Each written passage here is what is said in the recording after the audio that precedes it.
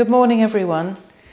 If you can't hear me, or if you can hear me, just put a like on the YouTube thing. I just want to make sure. I think you can. I can see some bars going up and down, but we had a few technical problems at the weekend, so I'm just hoping that the microphone is working okay. So yes, I'm taking it that you can hear me, because I'm not seeing my phone flashing or anything like that. Now, we're going to start with the invocation in a moment, but just for those of you that are joining for the first time, this is a guided practice. I will give some teaching points, but obviously I can't see you. I know who's here because you've had to book in, but just take care of yourselves, do what you can, and anything that you don't understand or you're not familiar with, just back off from that and be safe, keep yourself safe. I know that some of you tried to book in at the last minute. I have changed that slightly because if I get inquiries right up until when I go live, it's a little bit tricky to organise that. So there is a cut-off time now to book this session. But if anybody wants to retrospectively book it, they can contact me afterwards for the link. Okay, so we'll start with the invocation. We're going to use today a few props. So have a belt, blanket, whatever you've got around you. I'll show modifications. If you have ropes at home, you can use your ropes today for a couple of the poses as well. All right, so I'm going to start with the invocation. So just be quiet in your space. Settle yourself down. Bring your palms together in front of the chest. Close the eyes and go inwards.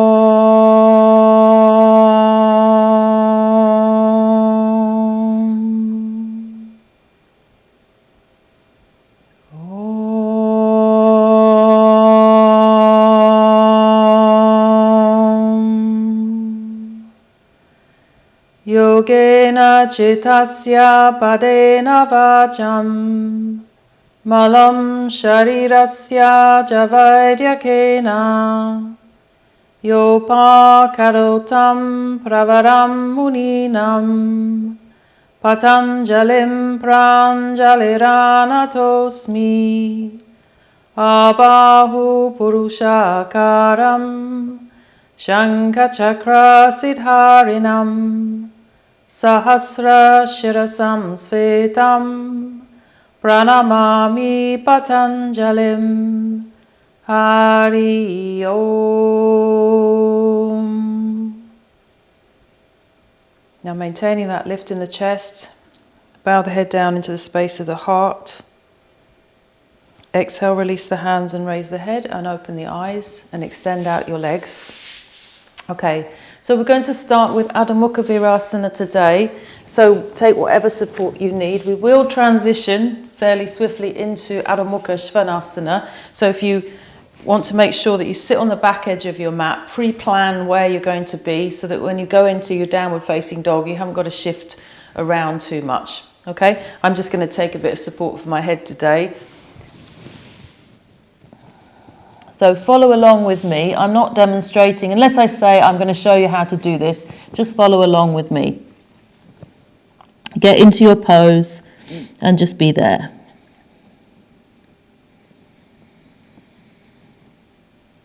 And take a few releasing breaths. Soft, smooth inhalation, soft, smooth exhalation.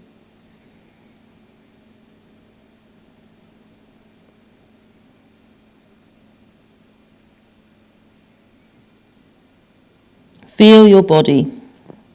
Feel the touch of the shin bones, the knees, the feet, the toes on the floor. Feel the distribution of weight in the hands from little finger to the thumb.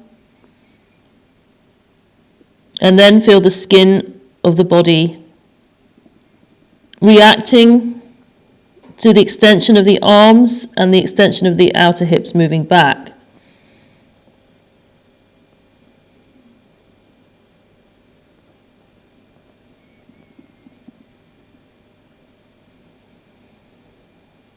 And then from there, we'll come into Adho Mukha Svanasana. So you don't need to change the hand position. You just need to tuck the toes under and lift up.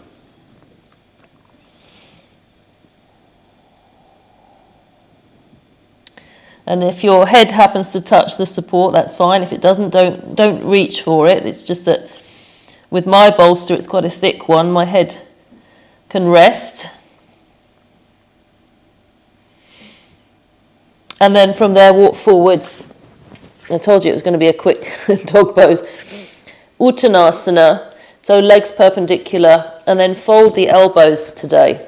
We are going to come back to this pose, those two poses in a moment, but just for now, be in Uttanasana with the arms folded.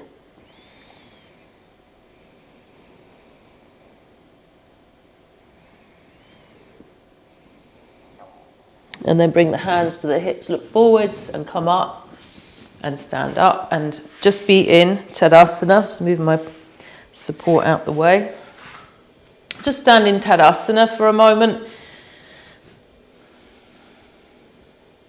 So we're mainly focusing on seated poses in this practice together today, but we'll start with some poses to warm up the legs and the trunk. So we're going to come back to downward facing dog. Now, if you've got ropes and you know how to use them, you can do rope dog, all right? If you haven't got ropes, then we're going to put the heels up on the wall, okay? And that means then you can stay in the pose a little bit longer with the heels resting on the wall, all right? So I've got this skirting board here, which is really handy for me. I can go down and place my heels up quite high, and that just helps to lift the weight up. So we're always saying in dog pose you have to get the outer hips to lift up and move back, but here with the heels up and the heels resting you can maintain that. So get yourself into position. Now we're going to hold it for a little while, so if you get tired you just bend your knees and put your knees on the floor, and then you go up again when you're ready to, okay? So I'm going to try and, I'll try not to forget you're there, but I'm going to go up and we'll see if we can hold for a couple of minutes. So, you know, it's a discipline, and yoga is a discipline. Sometimes you have to see if you can stay in the pose, and there'll be a mental and a physical challenge there.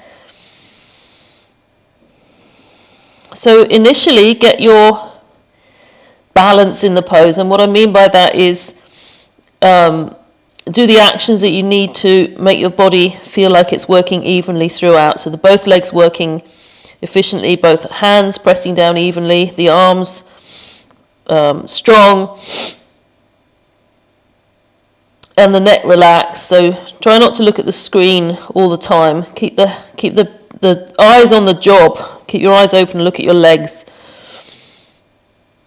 And then focus on deep inhalation, deep exhalation. So the breath also becomes part of the pose. Then you've already done 1.5 minutes, almost, with all of that attention to detail. And now see if you can go deeper into those areas that need light. So maybe you need to press the thighs back more. Maybe you need to lift the arm bones up more. Maybe you need to quieten your brain and just stay there.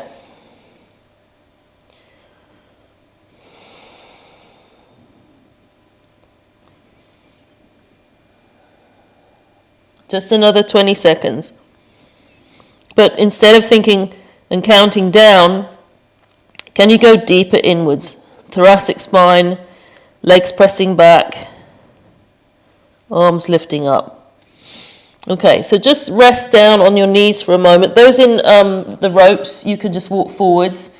And then we're going to come up for Uttanasana. And again, we're going to stay in the pose for a little while. So if you need to use the chair for the head, use the chair. Have the crown of the head supported on something. Okay, so either the chair. I'm going to use a couple of bricks. And if you find it difficult to reach the floor, you need to put your hands on something so that you're not kind of reaching down with the arms extended. The elbows should be bent. So you should be light on your fingertips with the elbows slightly bent, or even palms flat and elbows bent. So if that's not the case, you need to put your hands on something rather than being like this. Yeah? Okay, so I've got my support because I kind of know what I need, and hopefully most of you know what you need. Crown of the head is going to go straight down onto that support. So I'm going to hinge from my hips, and then I let the head drop. So don't have it too low because we're staying in the pose. Again, I've got to look at the clock over there. It's not quite in the right place actually. We're staying in the pose a while, so don't make it your kind of most extreme extension. But yes, we want to get the legs open for the seated poses. We want to feel that space across the lower back. But we want to keep the mind quiet, the brain quiet. Two separate things, by the way. And there will be a challenge to the backs of the legs for some of you, but don't make it your ultimate challenge of the class. So have a bit more height under your hands. If you find that you're straining to get the hands down, have a bit more height under your head, or use the chair or the bed. You can put your head on the side of the bed or a table, or even do the half Uttanasana if you really struggle with your back and your legs. So that's another minute gone. So we'll take one more minute. So feel that the weight is not back in the heels, not over the toes. It's somewhere in the center of the foot. You may find that the longer you stay, the more the head will release. I know I could take my head lower, but I'm not going to disturb myself now.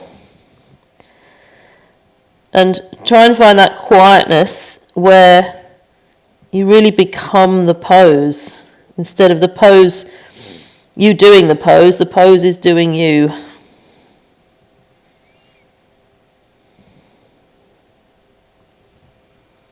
So just another 20 seconds. Lift the leg bones up into the pelvis. Lift the arm bones up into the shoulders. And then bring the hands to the hips. Look forwards and come up. And stand up. Okay. So we're going to take one of two standing poses. One is Parsvottanasana. I'm going to show this with the chair actually, because some of you I think could really benefit from using the chair. And also you can have your back heel at the wall on this one. So Parsvottanasana, Parsva side, Ut, that intense stretch. Uttanasana was the forward bend we just did. And then you've got Parsvottanasana, but it becomes Parsvottanasana. So it's sideways extension. So I'm going to put my left foot at the wall and step my right leg forwards. It needs to go a little further forwards. And then the chair is there in front of me, so that those of you that have the back problems, you can be upright on the chair like that, so that you're still getting the extension of the legs, but there's a bit less tension in the lower back. Or you can come down onto your hands and go a bit lower, or onto your elbows, and then ultimately you can take the head down onto the chair seat, all right? Or you can fold the elbows. So any combination of those for those with the back problems, or if you just want to use the chair for extension, okay? You don't have to have a problem to use a chair. If you're not using the chair, you can take the hands down to the floor. Again, without this leg bending, then take the hands to the floor, all right? So we're just going to do 1.5 minutes each side of this one. I'm just going to move my chair a bit further forwards. Okay, so we'll go the right one first. You don't have to have the head supported here, but do have a good support for the hands so that you can extend the trunk, and the timer starts now.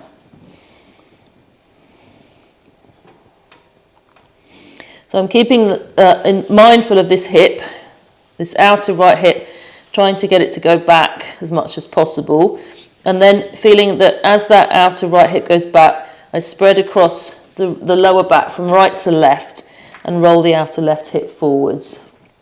And I'm also checking to see that my right heel is in line with my left arch. And I'm pushing my left heel back into that wall space, into that wall, to create a bit more life in the back leg, foot and leg. So again, if it's too much, you just come up and stand in Tadasana. Don't sort of slump and watch the telly. Stand, keep in the yogic mode. Quite often you see people, that's 1 minute, you've got half a minute. Quite often you see people coming out of poses and just kind of slumping on a chair or what have you. Just imagine you were in a classroom, and when you come out of a pose, you can't manage it, just stand in Tadasana or do Uttanasana. Don't just sort of give up. Okay, and then you can step forwards towards the chair and stand up and do the other side. So I like to really scrub my heel down because I'm quite tight in my calf muscles. If I don't do that, I don't get as much purchase. So I scrub that, especially my right leg's much tighter than my left, because that's the side I've got the extra bones in my knee. It's quite exciting. So I have to pay a bit more attention on that side. So you might be the same. You might have something, different on one side from the other. In fact, everybody, I think, has. Nobody's completely symmetrical. So you have to treat each side like a new horizon. Okay, so we've got another 90 seconds here.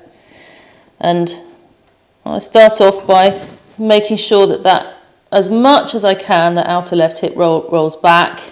And then there's a rolling action from the outer left hip to the outer right hip, which is rolling forwards. So the hips are moving in opposite directions to create symmetry. And then I'm looking to see that my left big toe is rolling down. Big toe joint is rolling down. The inner heel is rolling down. But the arch and the inner and outer ankle bones are lifting up.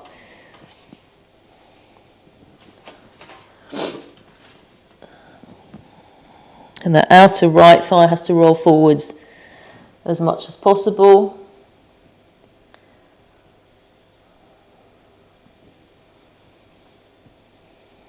So we've just got half a minute to go. Keep the abdomen, front spine lengthening forwards, shoulders rolling back.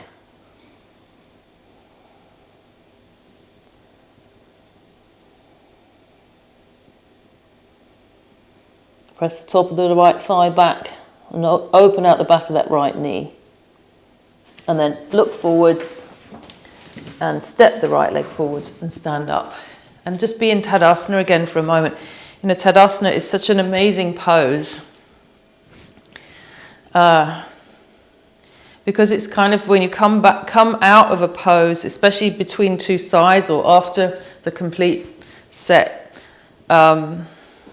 it gives you a moment of clarity. It's like taking a breath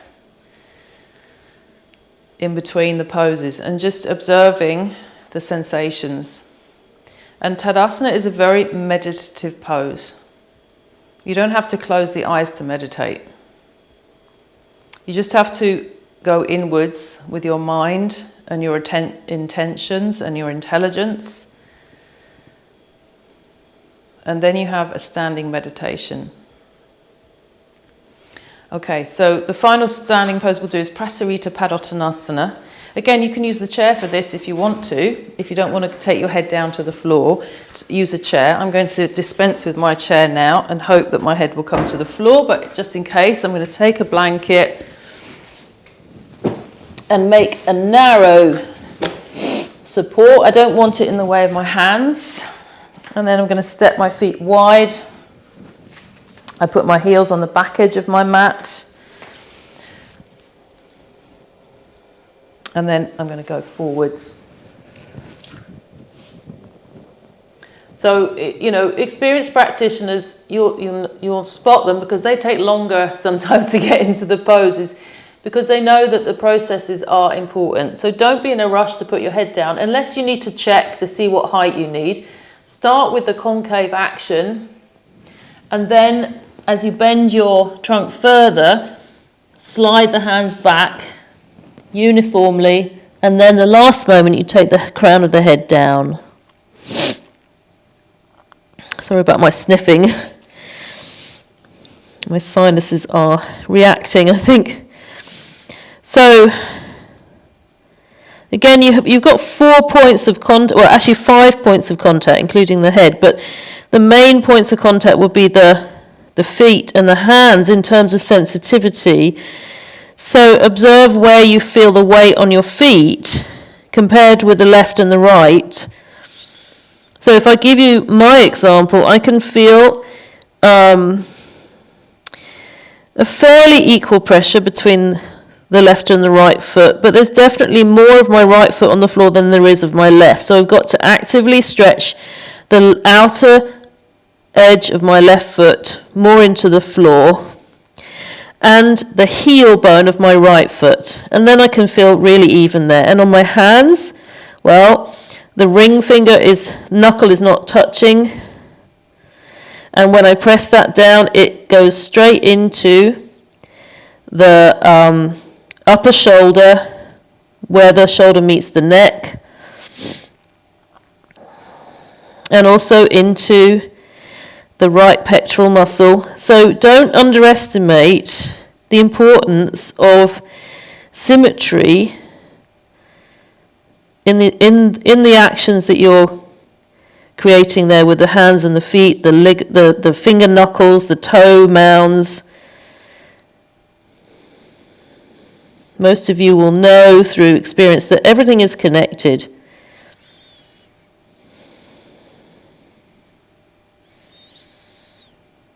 And then we'll straighten the arms, look forwards, come forwards with the hands. So come out as you went in.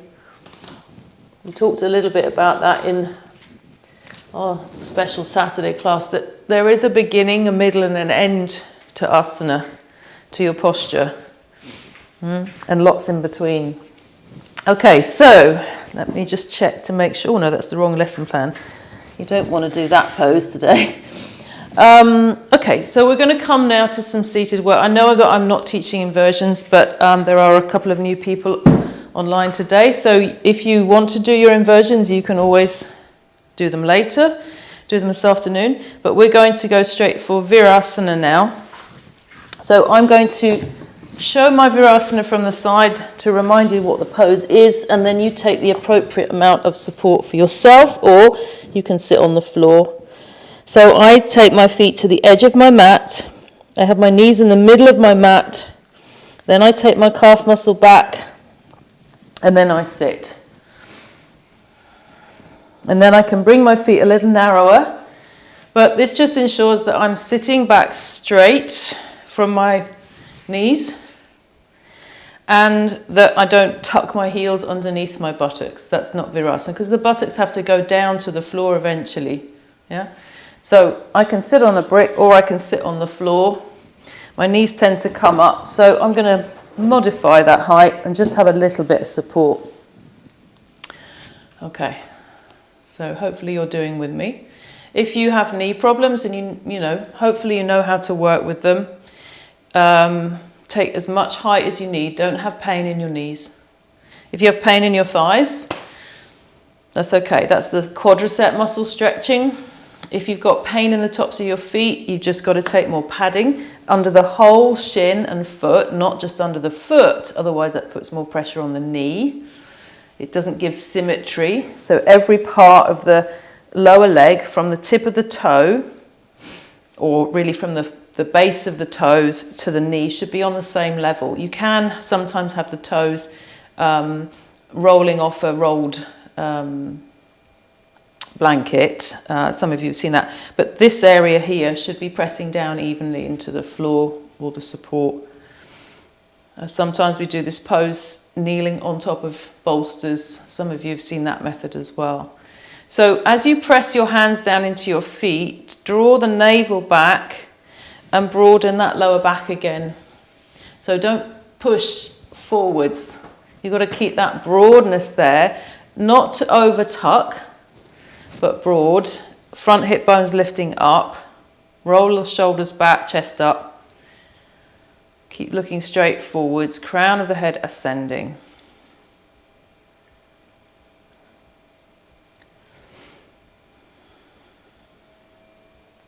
Now we're going to turn for Pajra in Virasana. So take the left hand to grab the right knee, take the right arm behind and turn. Draw the top of the navel back as you turn. Keep the knees level, so don't let the left knee shoot forwards. And then come back to the front and go the other way. Right hand across left knee, left arm behind, turn. Draw that navel back, lifting the sternum bone. And then come back to the center.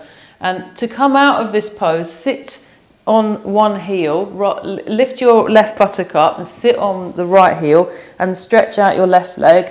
And then do the same, lean to the left, stretch out the right leg.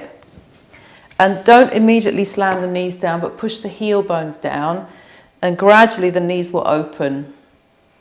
Okay? Now, we are now doing, yes, Upavishta Konasana. Okay, so I'm going to take some support under my buttocks and Upavishta. What does Upavishta mean? Wide or separated, I think. But Kona means angle, so it's a wide angle for the legs. So we'll take the legs out and I try to line my heels up with the edge of the mat if I can, because then at least I know that I'm even from the pelvis, as long as my mat's straight. So you might have a line on the floor that you can use. You can also sit with your feet against a bed or the wall, especially if you've got hip problems, because that helps the femur bone to go back into the hip. Okay, but ask me about that afterwards if you're curious. I'm going to put my hands behind my back with the fingers going back so that I can push into the fingers, move the thoracic spine forwards, press the thighs down, spread the backs of the knees, spread the roots of the toes.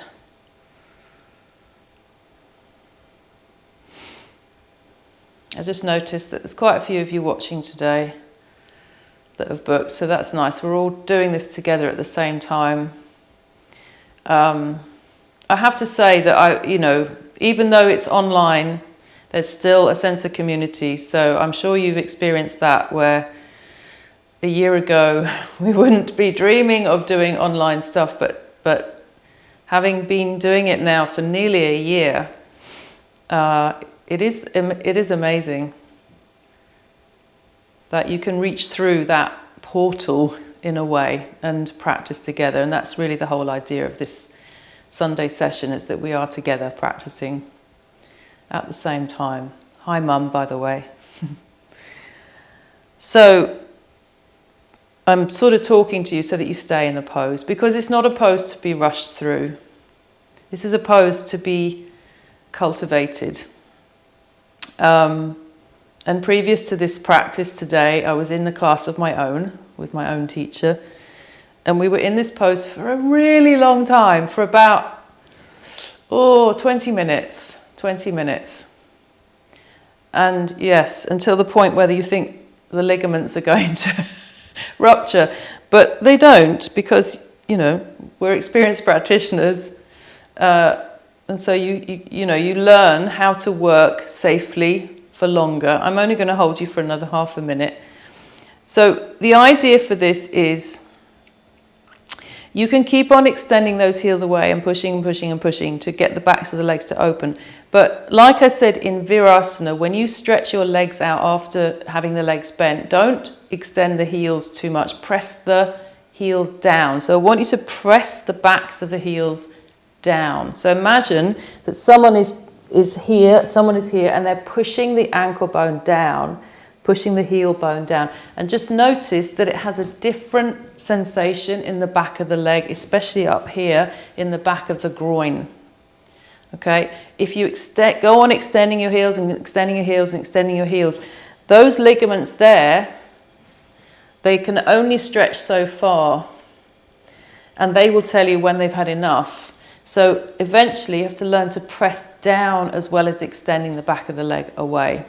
And then the part that is stiffer or won't let go will start to release, and your pose will improve. Your forward bend actions will improve as well. Okay, so that's enough talking. Let's release the legs. Have the hands in the backs of the knees and just gently bend your knees and see if you can cross the shins into Swastikasana. If Swastikasana is not available to you because of hip problems, then have your legs extended out in front, but have the legs apart in Dandasana, okay, because we're going to turn again. So we're going to do it twice because we've got 2 crosses to do. So let's raise the arms up, turn to your right, so I'll mirror you now. Turn to your right, left hand holds the right knee, right arm is behind, and turn. Don't let the outer left hip roll forwards. Draw the outer left hip back as you turn towards the right. And then come back to the center, raise the arms up, turn to the left. So push on the outer left knee, push on the right hand. Use your limbs, your hands to facilitate the pose. And then come back to the center, change the cross. This time let's take the arms up, lift up, turn, bring the left hand across, right hand behind.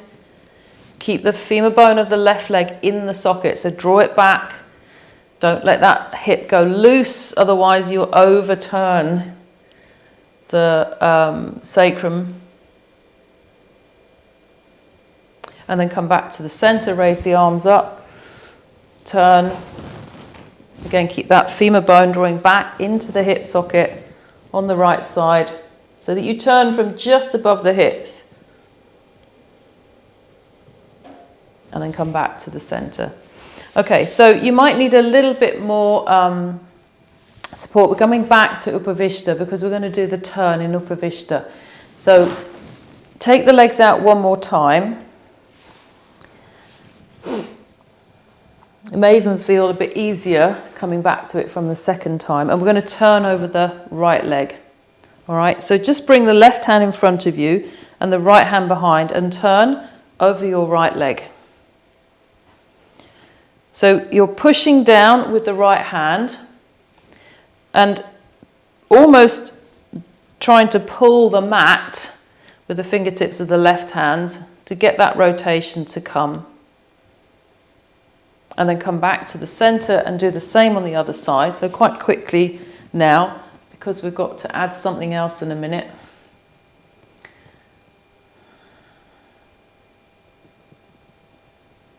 And then come back to the front. Now we're going to go to the side again, and this time we're going to reach forwards towards the foot. So if you need to take a belt, now's the time to get your belt and put it around your foot. Okay, we're not going to rest the head or anything like that, but just going to see if we can catch the foot. So turn and raise the left arm up. If you're using the belt, you can just hold the belt now. Go forwards, catch the foot, either the inside edge of the foot, the big toe edge of the foot, or the outside edge of the foot, and turn. Try and get the navel, you can use your right hand to bring that navel around and turn. Seem to have more navel than usual. Must be Christmas. And then you can hold with both hands and bend the elbows and go further. Keep the heel bones pressing down, so the back of the heel, the Achilles heel, pressing down. Try not to overextend the knee ligaments because they won't extend more than they are able to. I can't remember which one it is. It's either tendons or ligaments. One will stretch more, the other one won't. It's got a finite extension or a finite length. Okay, and then straighten the elbows, come up, and then we'll take the other side. So you turn first, raise the right arm up, or hold the belt around the left foot. Come to the left side. Then see if you can bring both hands to catch if you're catching the foot. And then bend the elbows and go a little deeper into that bend. Keep the outer left thigh drawing back. And then you can use your left hand and turn the navel a bit more towards the left leg. And then bend the elbows and go further. Watch the back leg foot doesn't roll in. You've got to control that. Press those heel bones down.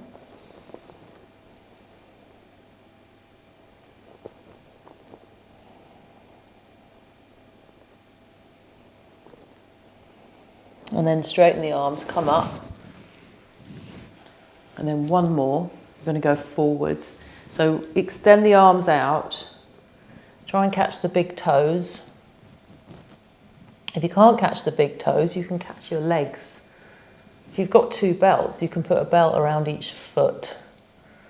And then we're grabbing with the first two fingers around the big toe, thumb on top, so it closes that circle. And then you press the big toe mounds away to draw the chest forwards. Those of you that can put your head on the floor, go ahead. Don't wait for me, you'll be waiting a long time. Although not that long, it's got a lot closer in recent years, the floor, I mean. And keep pressing the big toe mounds away. That will extend the front body more. Spread the lower back, but keep a grip of the outer hips.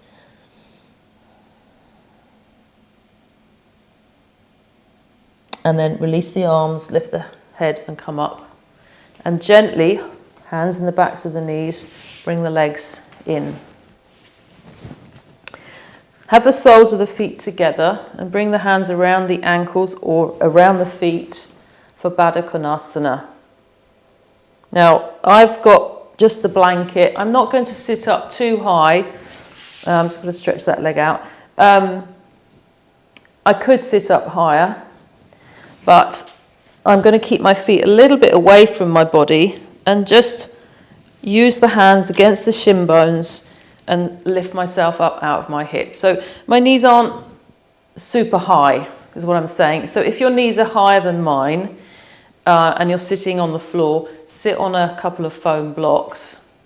But sometimes practice with a smaller support just to see, you know, what's happened. Have you made any improvements? Are there any actions that have eased? You know, we don't want to sit on the same prop for the rest of our lives. You have to sometimes go propless or change the supports, and try not to always gravitate towards sitting against the wall. Find out the difference between sitting upright in the middle of the room or sitting against the wall. And press the soles of the feet towards each other, or the heel bones, the toe mounds. Draw the bottom of the shin bone back. So that action is the same action that you had when you were seated in Upavishta with the legs out to the side. And I said, press the backs of the heels down, press the Achilles heel down. Well, this is the back of the heel here. So as you pull on the shin bones, you're creating that same action, which again releases the groins, even though it's a different direction. There's still that release of the back of the groin that you can feel.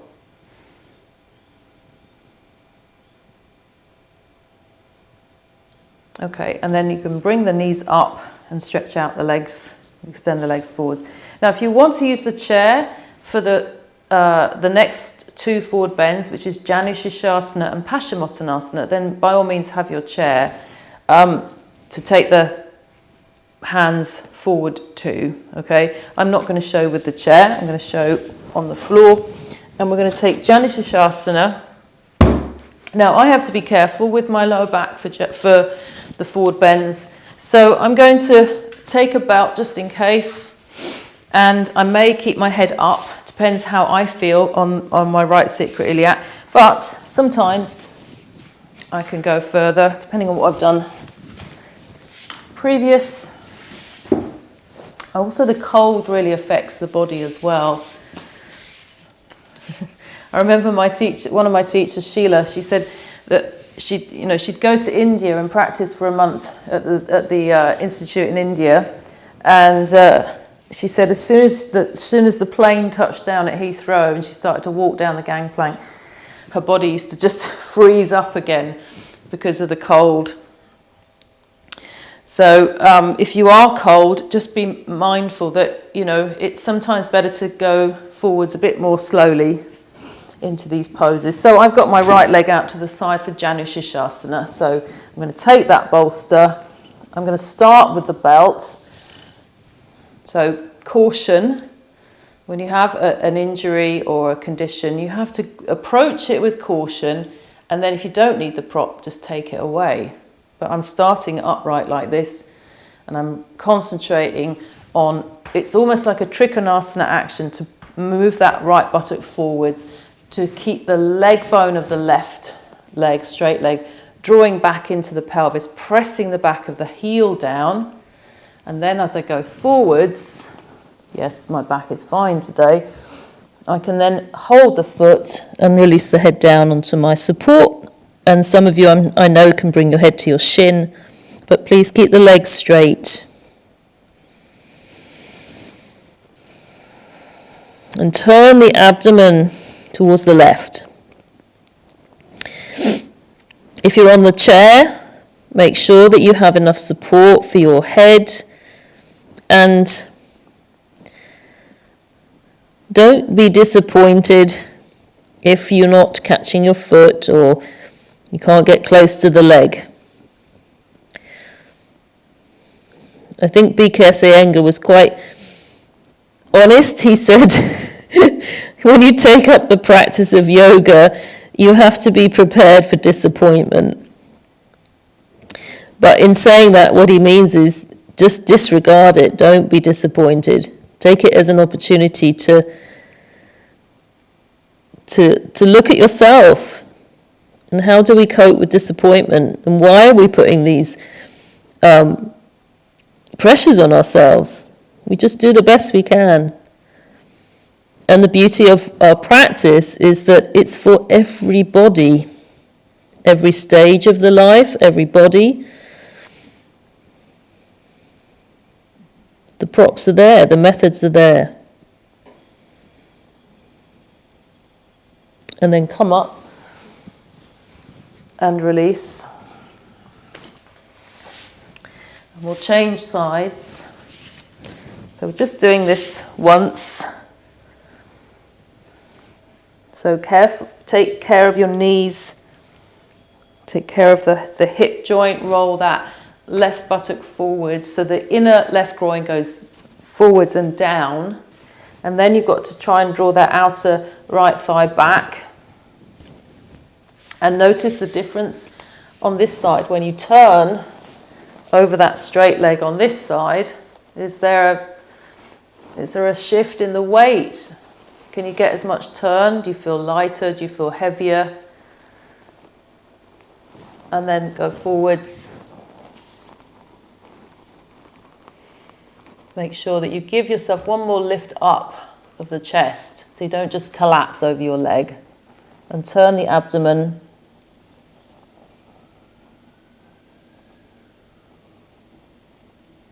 Over the straight leg. Keep the back of the right knee down.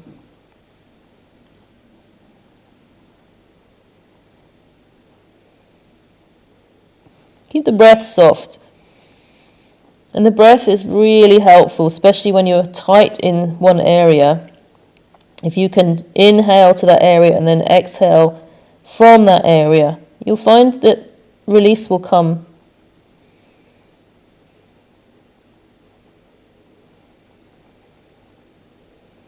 And then lift the head and come up. And release out your left leg. So Paschimottanasana. Paschimottanasana. Paschima.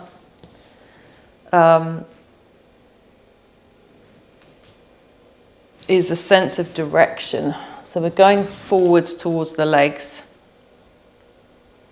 And the head ideally supported. So again, use the chair if you need to. Use the bolster if you need to. If you can put your head on the floor between the shins, go for it. But don't bend your knees. So it's not about where the head comes to. It's about what happens to you on the way there. So if to get the head lower, you start to bend your knees like that, you've lost the geometry of the pose. And there is a sacred geometry to these poses. So they affect the anatomy, they affect the energy in the body, they affect the mind in a very certain way. So when you start to detract from that to get your head down, you're creating a different kind of geometry, a different kind of energy, which is often an aggressiveness, even if it's a subtle thing. So fix your body in Dandasana, and then when you go for Paschimottanasana, try not to disturb that. You'll find that the pose will be quieter too, the mind will be quieter. So I'm going to take my bolster today. I'm having my feet slightly apart, and certainly with periods or with back problems, keep the feet apart or even hip width apart. And then I'm taking the arms up, going forwards, catching the feet, pressing the backs of my heels down. I want to get a bit more lift in my chest first before I go forwards. And then as I go forwards, I widen the elbows to take the forehead down. So go to where you're comfortable to.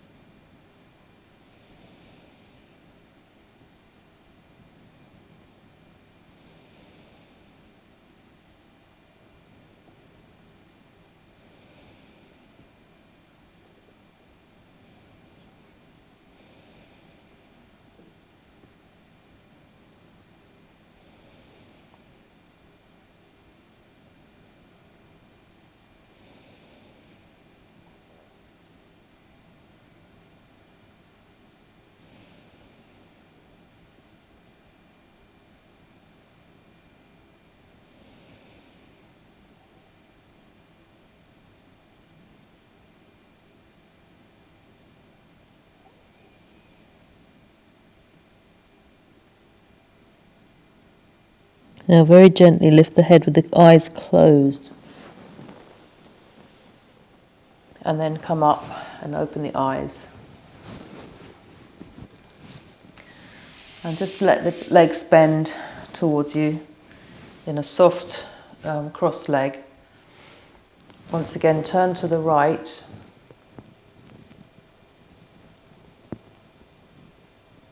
And turn to the left.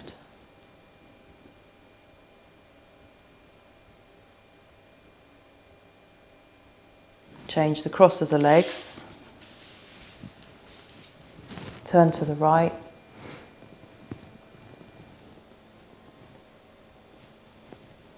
Walk the right hand a bit further round this time without disturbing the base. Look over your right shoulder.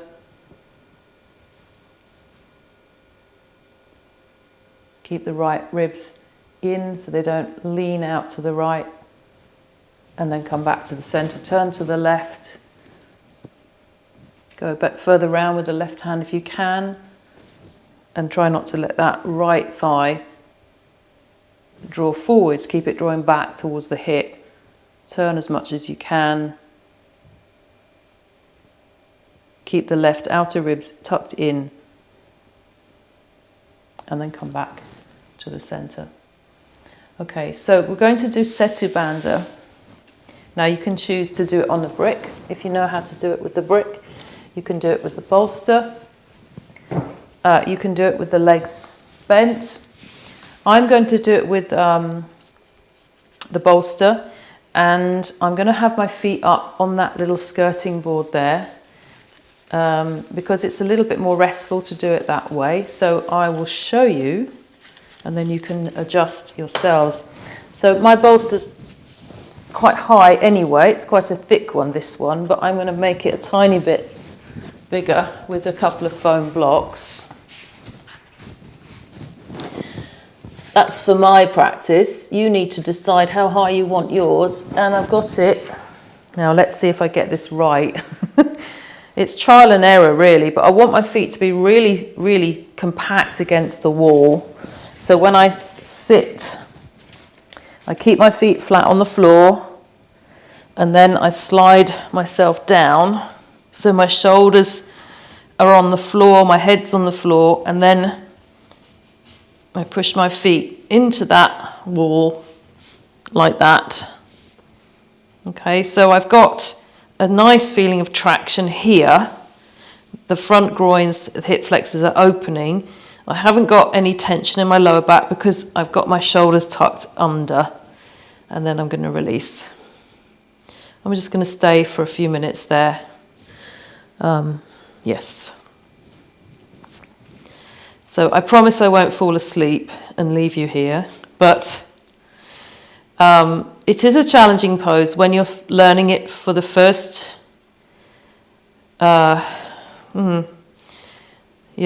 first few years, I would say, because you start off with this at the beginner's level with quite a low lift, and then you gradually increase that lift. So there's always a challenge, but if you have your legs parallel to the floor, it just means that you can stay in the pose for a bit longer, a bit more easily.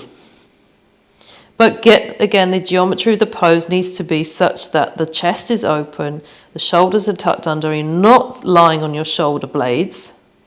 If I lie on my shoulder blades, you can hear that my voice becomes very thin because my voice box is being compressed and my neck is being squashed into my head, and now my lower back's hurting. So you have to get that tucking action. Now the throat is soft again, the tone is more rounded, but also the legs have to work, and the backs of the heels pressed down, the backs of the legs pressed down. But then, as well as being an active pose, it's also a quietening pose because we close the eyes, the head is turned towards the chest. Head should not be going back, so if it is, you need something under your head perhaps. Or a roll blanket under your shoulders. All of those things can be adjusted in with your own teacher when they can see you.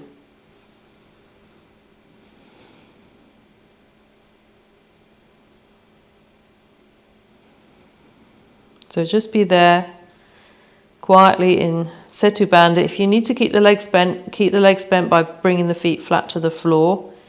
If you need to come out earlier, just come out, but don't do anything yet. Just lie on your back with your knees bent and bring one knee at a time towards the chest.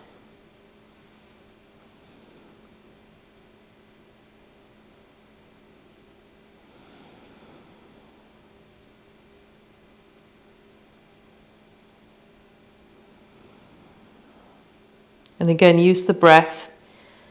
So feel that as you inhale, it lifts the chest, makes that back chest move towards the front chest. And as you exhale, you get more extension through the backs of the legs. Or take the breath to any area that you need to focus on.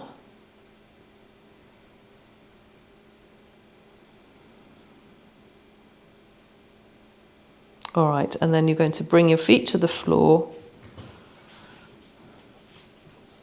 Now, if you're on the bolster, you can try lifting your buttocks up and pushing the bolster away and just let the buttocks settle down. Don't rush the body to move after Setu Bandha. Just let the back settle, let the lower back spread, and then gently take the right leg towards you. I'm holding around the back of my knee because I don't want to pull this leg. It's more that I'm using the weight of my leg over my right side of my lower back to just gently release that to the floor. If you hold around the front of the knee and pull the knee towards you, it overstretches the back after Setu Bandha. So you work slightly differently. Okay?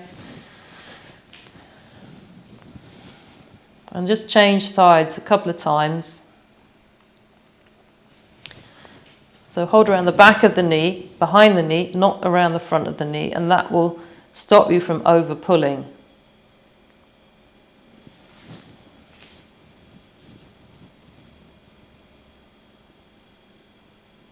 and then we'll release. And we'll get ready for Shavasana. So I'm going to come up because I don't want to just lie there and shove things out of the way with my feet. I want to do this properly. Shavasana is a pose that you need to treat like any other pose. And I'm going to take the bolster for the backs of my knees, which you may like to as well. And just a thin blanket for my head. Make sure that you're warm enough, so put your socks on if you need to. And then when I lie down, I make sure that I've given myself enough room. I sit in the center of my mat, roll the spine down. First I let my legs release, buttocks towards the backs of the legs. Then the blanket comes under the head and neck.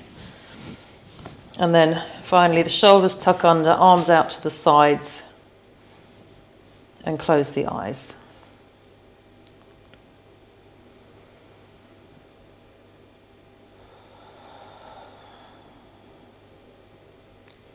And then just settle there. In a moment I'll be I'll be finishing the class, but you just lie there in Shavasana now. There's nothing more to see. But settle yourself down.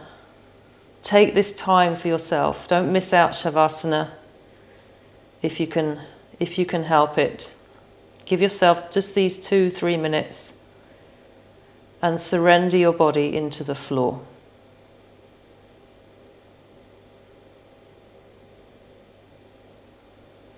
Let the brain energy release down towards the heart. Let the mind focus on the breath to quieten the mind. And even if you drift off, just bring the attention gently back to the breath whenever you can, or even just to the sensation of the body lying on the floor. And try to live in the moment.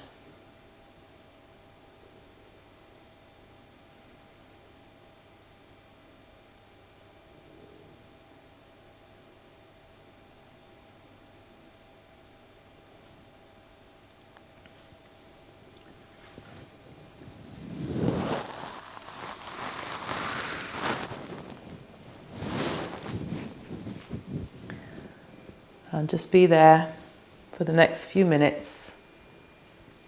And I'll see you next time. Bye for now.